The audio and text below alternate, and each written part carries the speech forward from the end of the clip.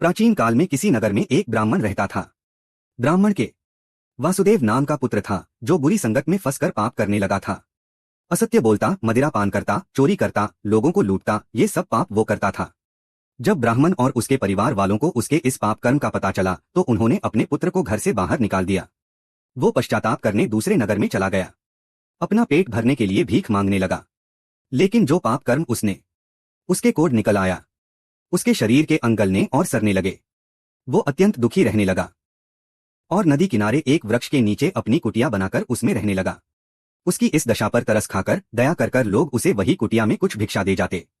कोई खाने को दे जाता तो कोई पहनने को वस्त्र आदि दे जाया करता था, जिससे उसका गुजारा होने लगा। वो हर रोज नदी से जल भर कर लाता और कुटिया के पास मिट्टी में दबी एक शिला पर रख देता। ऐसा करते समय कुछ जल उसके मटके से उस शिला पर गिर जाया करता था। ऐसा उसके साथ हर रोज होता।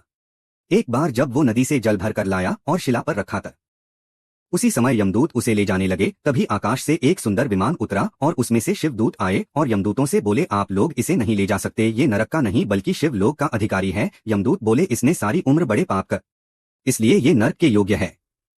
ये सुनकर शिवदूत बोले, इसने भगवान शिव को जल अर्पित किया है। ये जो वृक्ष के नीचे दबी शिला है, ये साधारण शिला नहीं बल्कि शिवलिंग है, जो कि काफी समय से यहाँ विराजमान है। ये कोई नहीं जानता इस बात, इसलिए ये यमलोक का नहीं बल्कि शिवलोक का अधिकारी बन गया है।